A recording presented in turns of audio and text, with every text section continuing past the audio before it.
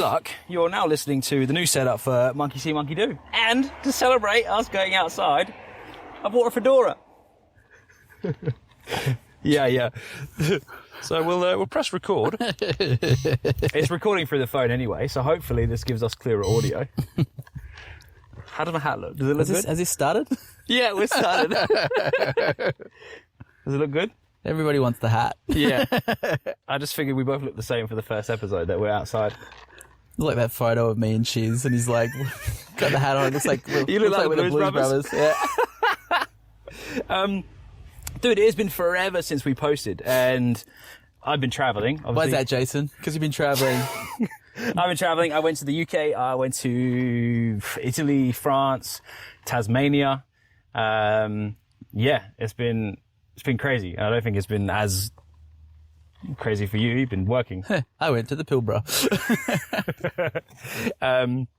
But yeah, so hopefully, with any luck, it's recording through there, it's recording through here, and we're outside and portable and at the great outdoors at Mandurah. Yeah. Secret wave. Secret wave. With no waves. It's dead flat. With no waves. Because I'm home from work. Every time I come home from work, dead flat. Yeah. I haven't surfed in months. Well, so that was getting a problem for me because I had stopped surfing and I stopped the gym because I'm like, I'm going to be a surfer. I'm finally going to get good. I'm finally going to work stuff out. And then... Where'd you go today, man? I went to the gym. So I went to the gym. But yeah, it's going well. There's been loads of updates. So what are you doing now? I had a few months off work. Yep.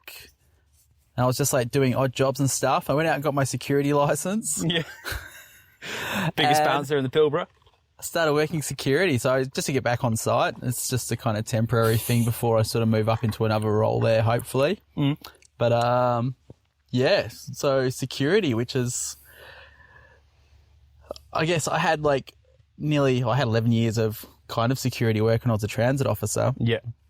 But it doesn't quite translate into this form of security. So I was like, I worked doors for a bit, did some door work.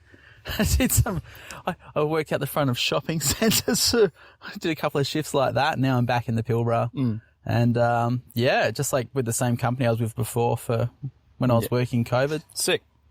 But, it's craziest job. I've read and listened to so many books. Just becoming smart. Well, I always wanted work where I could kind of work on myself as well. Yeah. While I was working. So things that I could listen to a podcast or a lecture. Yeah. Because when you were doing the metal cutting, you listened to heaps as well, hey? Yeah. I was I was oxy cutting and I was I have my earphones in and just either listening to music or listening to audiobooks. And Yeah, personal growth. Just in case anyone's actually wondering what the little old man eyebrows are on us, this is hopefully... Our waxing routine has fallen by the wayside in the last few months. The chest hair is getting out of control. We haven't been accountable. These are our new mics. These are DJI wireless mics. Hopefully they're picking up the audio. We have simplified everything so that we can get outdoors, enjoy where we live. What kind of animal did this used to be once upon a time? I'm going to go with a ferret. I feel like they're just... See my chest, see my chest made of real gorilla chest. We made it all in 10 minutes without either quoting a movie or, a Simpsons quote. So as you've probably seen, because I've been updating you in real time, we now have a website as well, which is monkeydoo.com, MONKEYDOOH.com, after the do himself. You. So basically that's there just to keep you up to date with what we're up to. It's just me doing it and figuring it out as I go. So if, you can go to the contact page, send us a question. We have had our first and it was, I didn't send that to me. I didn't make the names a prerequisite to sending an email to us. So just the email so we can respond and the question. And we got a question saying, Jason, don't you hate it when the boogs are at fourths and they're sitting deep on a good day and you can't get a wave? I think they said it's and they're getting all the best ones. Yeah. And you know what? So did you have a guess of who it was? I thought it was my friend Cal. Yeah. And I was trying to really CSI it. I'm like, who would put, because it ended with flick me a PM and if you guess right, I'll buy you a pint. Yeah. and I'm like, who would put flick me a PM? I'm just like, I'm trying to narrow down who that is. And I was like, who interacted with the actual post itself? Like, who liked it? The only other person I think in that post, it might be Rasta. Yeah, I reckon. Who did I see like it the other day? It was I forget his name. He books out there a lot. Mentally blanking, but yeah, I thought it was a bit of a humble brag. It's like, does it annoy you when we're getting the best waves kind of thing? Yeah. But I was trying to break it down. Like, who would say flick me a PM? Like, that's what threw me off. Like, flick me a PM. Like, that sounds semi-professional. I didn't even think to send something into the email. Like, that's something I would have fucked with you. Well, I mean, the email was like Big Bud 69 or something like that. I'm hoping that's not the real email address, by the way. Oh, is that what it said? Yeah. So that fails to rule out quite a few fourth growing guys. So let's I'm going to guess 3 people. Let's go. I'm going to go, I think Bugs only. I think people with Bugs. Now you said about the humble brag. I think Rasta is one of the guess. I don't know who else I have on there. Maybe Cash, but I haven't spoke to him in a while. You send a guess. I've totally I had a guess, but I've forgotten his name. Right. So tell you what, because you said you buy me a pint if I guess right. If either of those people are not you, send me another email and I'll buy you a pint next time I see you. We'll call it there. So yeah, if you've got the website, I have started writing the blog as well, just to keep people up to date. We have been inconsistent, so I'm trying to catch up with that and let them know what's been going on. But our equipment did break as well, so that's not, I got a couple of emails from various crews. It's like just asking what happened to the podcast and like when's the next one coming out. So there was a bit of interest there. I just saw your red light recording. I'm like, I hope I pressed mine. Yeah, I did. You're a furry little animal. We should give them names. Oh my God, can we? Get like a little sticker, like which one's mine and which one's yours? I can't think of a name on the spot. I'm going to have to take some time on that one. And you're recording visual on these things as well, so people I have can to be just careful what I do. Yeah, I have ADD, dude. So, I'm playing with an acorn. I need something to do with my hands. So I'm hoping that our YouTube channel will start to get up to date with content.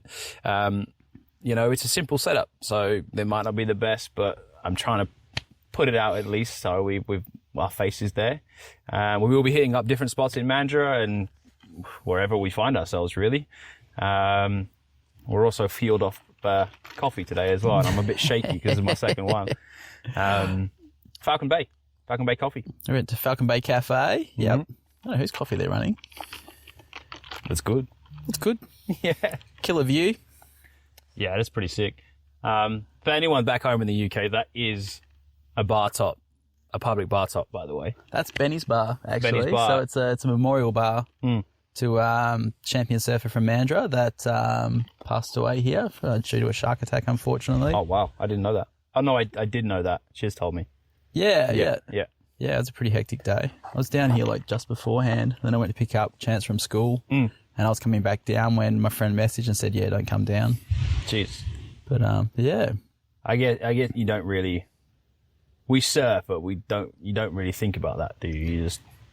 It's not something that really happens down here a lot. Yeah. Like, you don't... Like, my thing was... I was always kind of surprised there hadn't been an attack down here.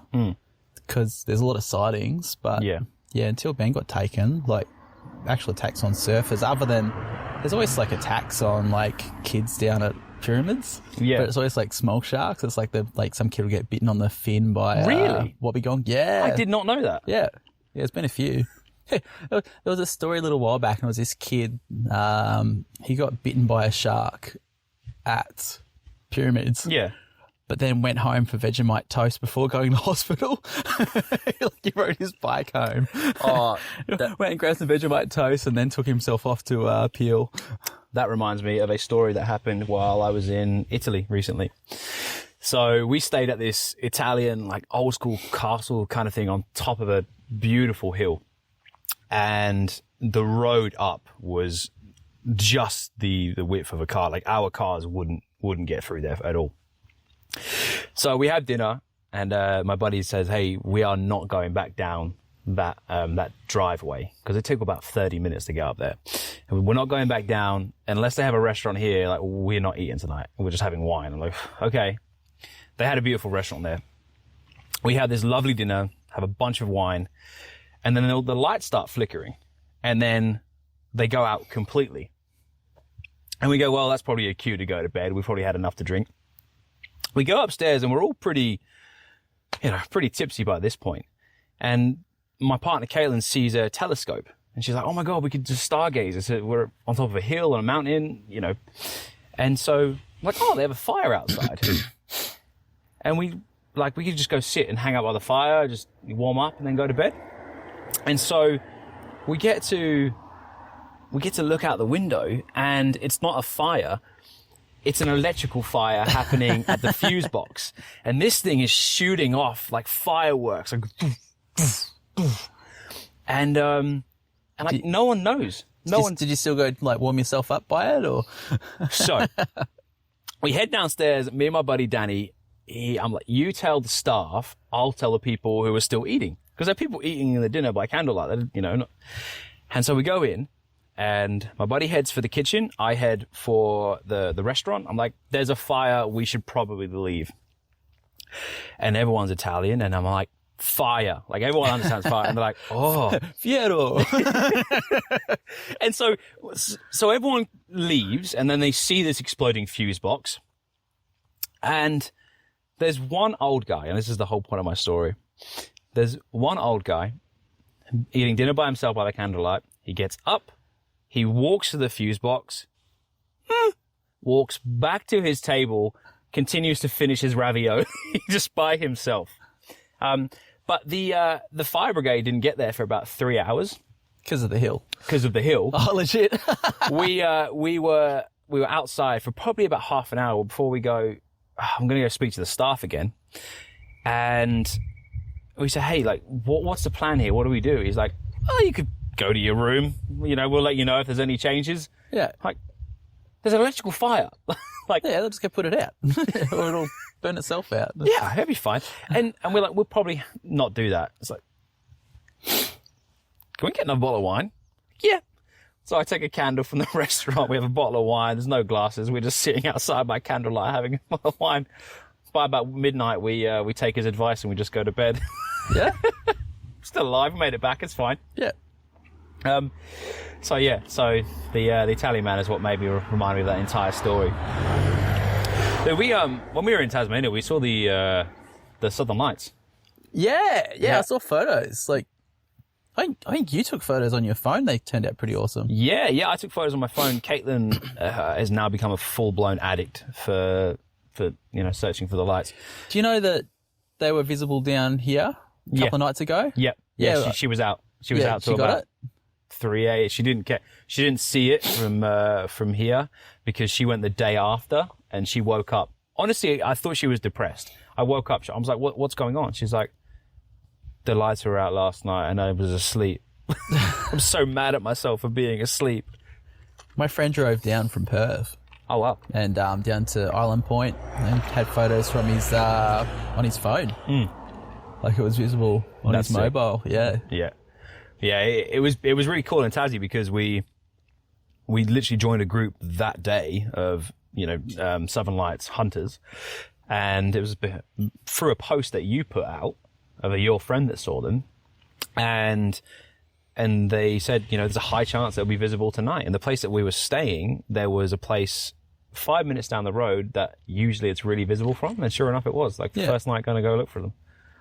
It's nothing like trying to find Bigfoot or anything, but it's real. Yeah. Oh, and platypus are real too. We saw platypus. Nah, bullshit. It's a government conspiracy. I haven't seen it myself. We were wondering if it was like the drop bear kind of thing. They're actually robots. They have cameras and microphones. And they're listening out. We are by a road, so you're probably gonna get traffic pickup as well. So I'm sorry about that, but it's part of the beauty about being outside, I guess. The wonderful sounds of trucks.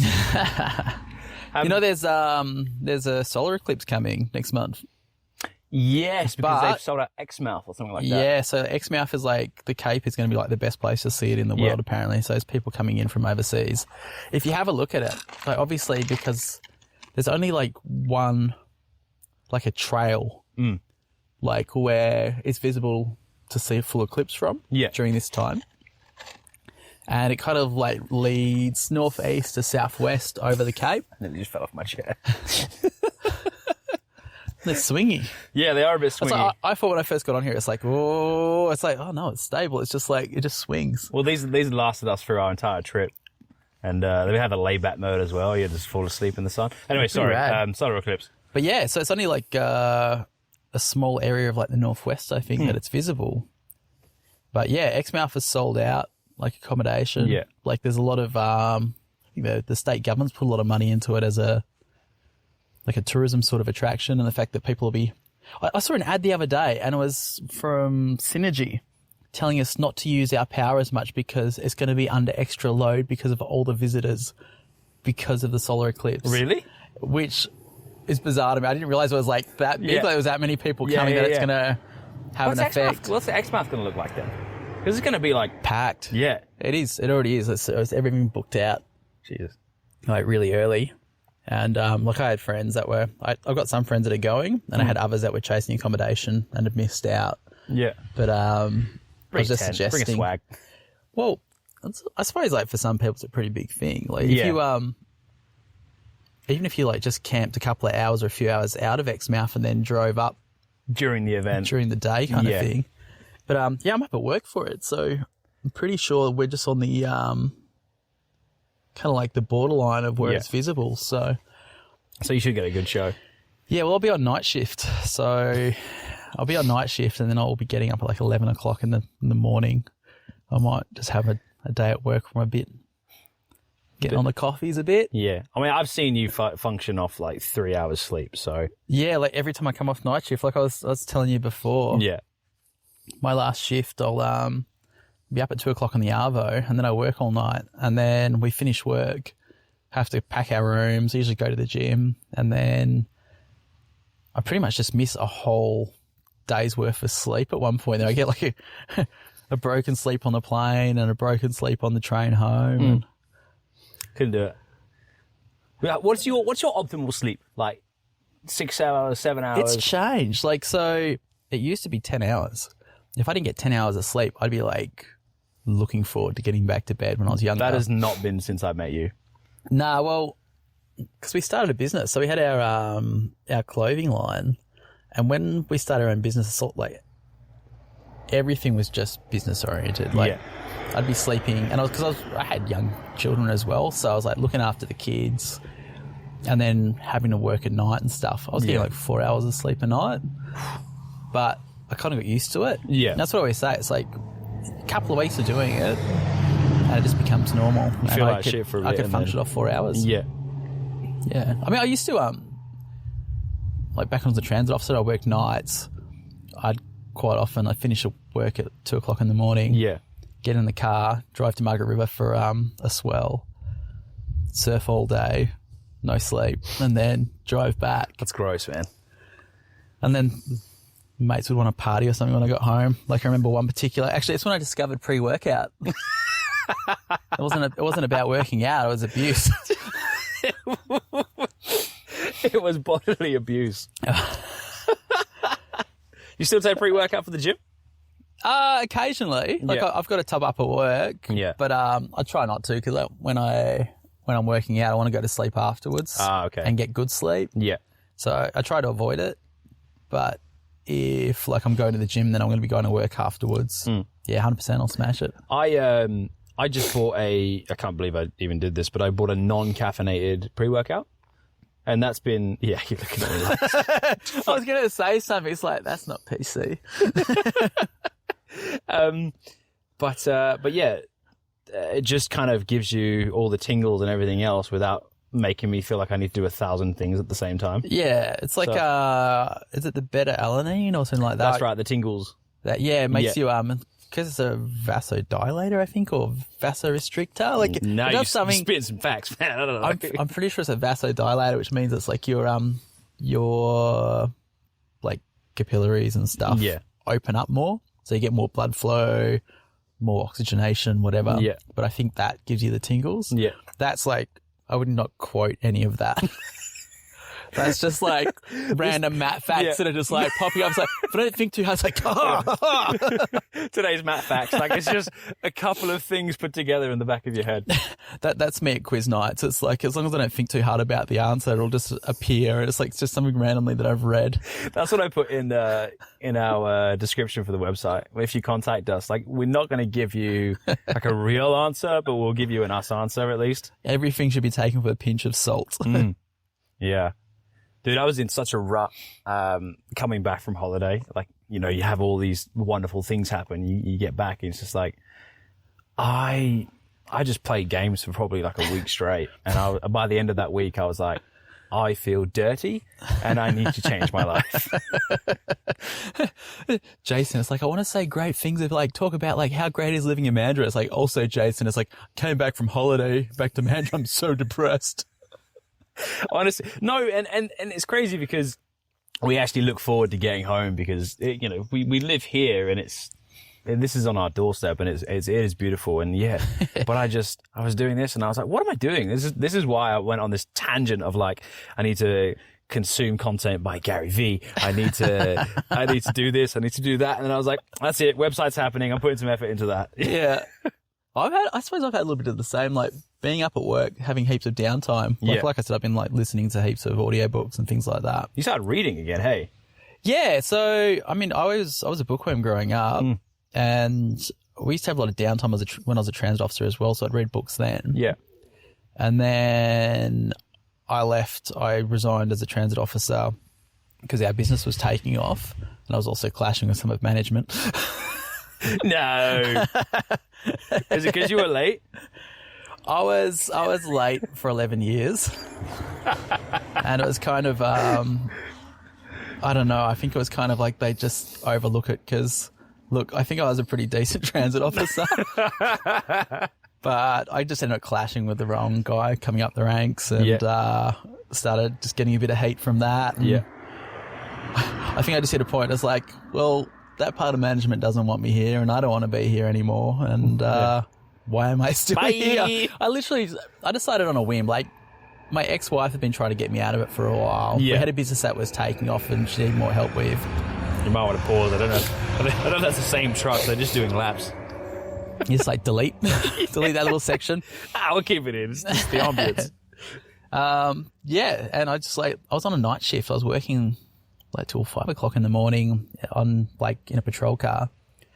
And I think I just decided like at 1 o'clock in the morning, it's like, I think I'm going to quit. And I kid you not. So I had like, after this day off, after this night shift, I had a row of 5 days off. Yeah. And my mindset was, if I don't write my resignation at 5 o'clock in the morning before I leave, like my notice is going to go out by another 5 days. So at 5 o'clock in the morning, I just like belted out my resignation letter.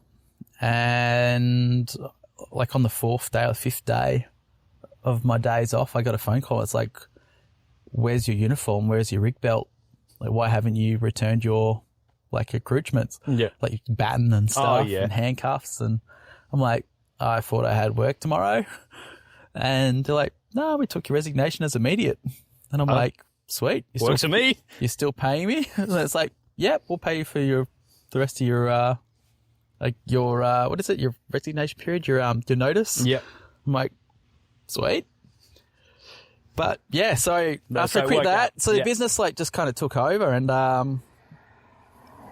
like everything became work focused. So if I was reading a book, it was on marketing or design. Yeah. Like just business related stuff. So I stopped reading novels overnight. Yeah. Like it had to be, time was money. That becomes your mindset is like every bit of time that I'm using myself is time that I'm not growing the business. Yeah. So if you're investing in like a story, you're just like, I could be consuming knowledge now to make me more money. It all became sort of just, and we kind of jumped in the deep end with that business as well. Like it's, neither of us were fashion designers. Like we hadn't owned a business, so we'd sort of throwing a couple of little things at the wall that hadn't quite taken off. And so it was very much like learn quick or sink. Yeah. And it worked. Like it became quite because it worked really well for you, hey? Yeah, it was it grew pretty suddenly. Like literally, my long service leave, I was like really looking forward to. I wanted to do a trip around Australia and travel and stuff. And that was just about the time it really took off, and I spent a lot of my long service leave packing orders. But it gave me that escape from, like, gave me a chance to jump ship from a job that wasn't really sort of ringing my bells anymore. Was it like, what was the feeling of building it for yourself? Was it, you know, these podcasts are the first things I've ever done that's purely, you know, my own and our own. So yeah. It's pretty empowering. Like you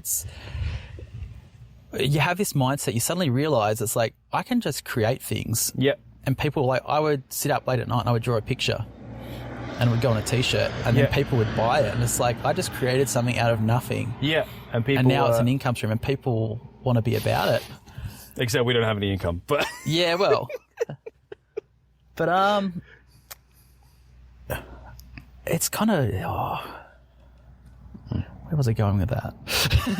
The ADD kicks in. A guy rides past on a bike. And oh, squirrel!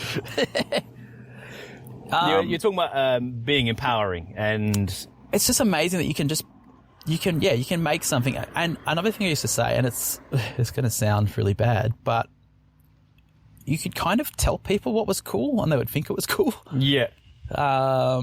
I mean, I don't think it sounds bad. I think that's is that not what fashion is doing? Yeah, it's creating hype. Yeah. Like I say, it's like just creating hype around something and then it would kind of snowball on. Yeah.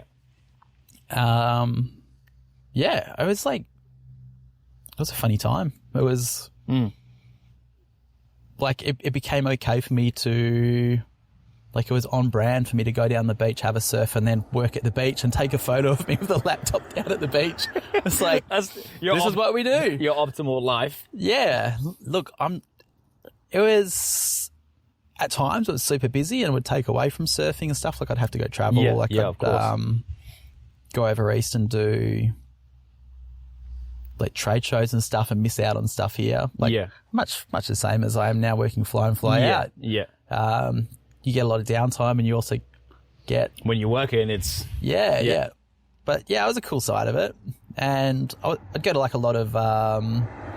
City of Mandurah at the time was really good for like business catch-ups and stuff as well. Like I'm sure they're still doing it. I'm not in that scene anymore. No, yeah. I remember when I was working at Matea down in town. Yeah. That was very much that kind of place. Like I went to a few at Matea. Yeah, Nat's done really well there, to be fair. And it is that business minded. It's a place where you can meet and figure stuff out. Like that's how it was when I was working there. That was like the hub. Like I think I used to say it to Nat back then. It was almost like she created something where it was like a central meeting point for businesses. And what I used to notice as well is like just being around other business people. Yep. Here's the thing. I came from being a transit officer, right? Yeah. And this is what spun me out was you're just surrounded by people, and it's still the same there now. Like, everyone's grumbling and negative about work. It's like, it's getting worse. Like, I still, like, 8 years later, I'll catch a train and, like, some of the old boys will come and, like, sit down with me for a chat on the train. It's like, you got out at the right time. It's like, it's getting worse. And it's like, I had a mate. We were on a train coming home for a night out. Just remember I was wearing a fedora. And there was a bunch of the boys on the train. They're like, the typical chat. It's like, oh, it's getting worse. Management's fucked. All this shit. But and my mate called me afterwards. And this mate works with me on the mine now as well. So we have dinner every night. It's amazing how much transit comes up. But he's like, he rings me up afterwards and he's like, man, that really bummed me out. Hey, like, it's like, it was so negative. I'm actually at home, like, just thinking about it and like, I'm really bummed out. Yeah. And I'm like, I'm the opposite. It's like, we got away from that a little bit and it's like, you're free. Positive. Yeah. It's like, oh, I was in that mindset and I was stuck in that mindset. Yeah. And you get out and realize there's positive people out there and that's business. So that's how I got chatting to a lot of people out the back of Pori's combi van when he had Froth and Coffee as the orange combi down at Silver Sands Reserve. Now Groundswell as well. Yeah. Had the community there. and you sit down and you'd be talking to other business people. Like I remember like always chatting like the Fish Show, Michael and Lydia.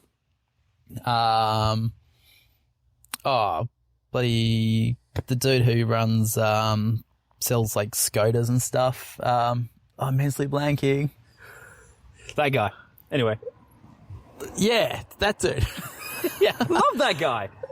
Oh, he sells the shit out of Scooters. I'm just mentally blanking on his name. He's a mate. He's a good dude. But yeah, just like being surrounded by positive people and talking about business, and you go home like with 2 super strong long macs under your belt, and it's like, I just want to work. Do shit. It's like, yeah, it's like I'm inspired. Yeah. But I think just by like what they've gotten into, like you have to be positive to be a business person because you have to believe in yourself and believe that your business is going to work. And yeah, because if not, then you fall to a default and you're just like, well, what's the point? Yeah. And you start putting energy into it. I think I started subscribing to like, have you heard that? It's the saying, it's like if you're the smartest person in the room, You're in the wrong room. You're in the wrong room. I love that. Yeah. I used to say it all the time. Because I still used to get crazy, like imposter syndrome doing that job too. Yeah. Which sometimes it sucks because you go in, like I'd be having a meeting with someone. I'm just like, oh shit. I just get super nervous. I think that's just, do you think that's almost like a default human setting now, or it's just the imposter syndrome? I talk to so many people and they're like, no, I don't. Oh, there's plenty of psychopaths out there that have no imposter syndrome. I was meant to rule. Make America great again. Oh shit.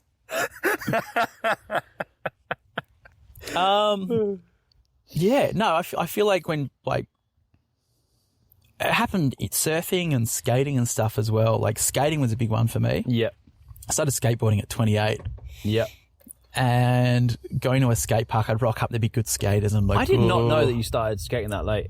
Yeah. I thought it's been an always thing. No.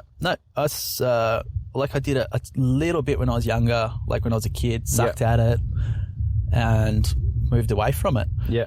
And I started skating just because, at 28, because my kids wanted to go to the skate park and ride their scooters. Yeah. And I'd seen something on a surf video of like some pro surfer pumping around a skateboard. I didn't know that was a thing. It's like he just gained speed around a skateboard without like pushing with his foot. Yeah, yeah. And I'm a dirty Mongo pusher as well. So street skating, I just look like a kook. I am a kook. Mongo pushing. As you push with the wrong foot, I still do that. So I just don't. I drop in and you can pump with your legs. You can gain speed. Is that the same way of me wearing the leash on the wrong foot? Is that the same thing? Yep. Everyone's going to judge you straight off the bat. I remember we went to Abbey to surf and you were like, are you going to wear your leash on that foot? I was like, yeah, I am. I'm going to paddle over here now. It's not with me. Motherfucker. You're on your own, buddy. Oh, fucking hell. Yeah. But, funnily enough, like I actually got coaxed into joining a group of skaters. I'd kind of seen what they did online and I liked the kind of skating they were doing. They were all bowl skaters and transition skaters and empty pools and that sort of thing. That's cool. Which I aligned with closest to like, this is the most kind of like surfing, skating you can get. Yeah. And one of the guys, he's a good mate now. He's like just this 50-odd-year-old ripper, like still boosting big airs out of 10 and 12 foot vert. Yeah. And he's just a character. Uncle Junior. Uncle Junior? Uncle Junior. Uncle Australia, one of the guys calls him, one of the British what a name. crew that used to be over here. He's just a character. But he just said, stop lurking, everyone. It's like we're having these sessions. Back when it was like everything was like the community was, there was only a couple of good skate bowls in WA. Yeah. Every now and then they put up like lights, generator, music. Everyone would show up. You'd have like some of the best skaters in Australia showing up and just rubbing shoulders. Just for fun. Yeah. But yeah, skating with all those crew, like some of them were like ex sort of pro guys and like, some of them were current pros. So it'd be current pro skating with us and everyone was just friendly and doing it for the community. Yeah, well that's skateboarding as well. It's like, it doesn't matter if you suck. People look at you and like, if you do something that's pushed your level or something like that, people froth. Yeah. It's not quite as territorial as surfing. Yeah. But yeah, like I feel like my skating kind of like increased, like level increased like really quickly just to the fact I was skating with these guys that were so many levels above me. Yeah. And also just you visualize that as well, hey? Like you see what they're doing, how they're doing it, so you start to create those pathways yourself. Yeah. Because monkey see, monkey do. Shit. I'm so sorry. Is it too late to disassociate with this podcast? You're like, it's just monkey see now, bye. Adios.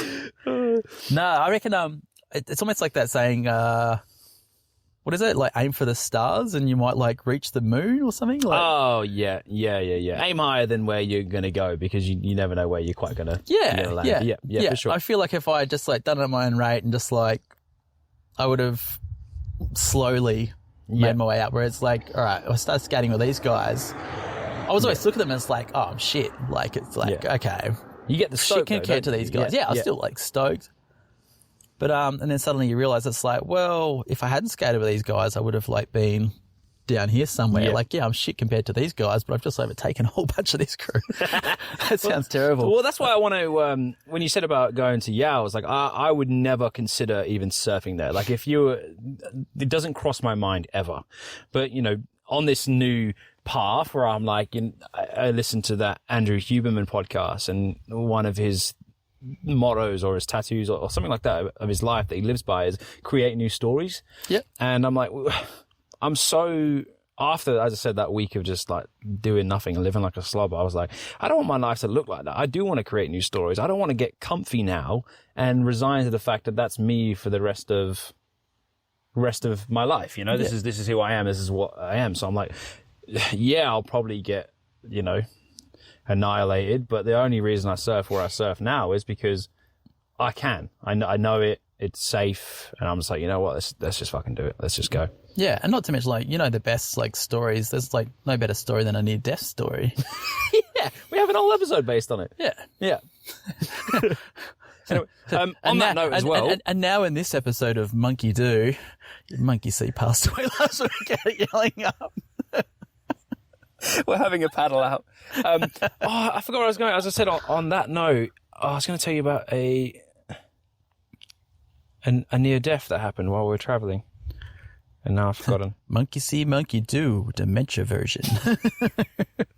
Just as we get older and just carry on doing this, we just the episodes get to about 5 minutes. It's like, why are we here? Where's my pants? I made a boo-boo. Yeah. I think that's probably good enough. I think we've got enough audio. I'm hoping everything has come through.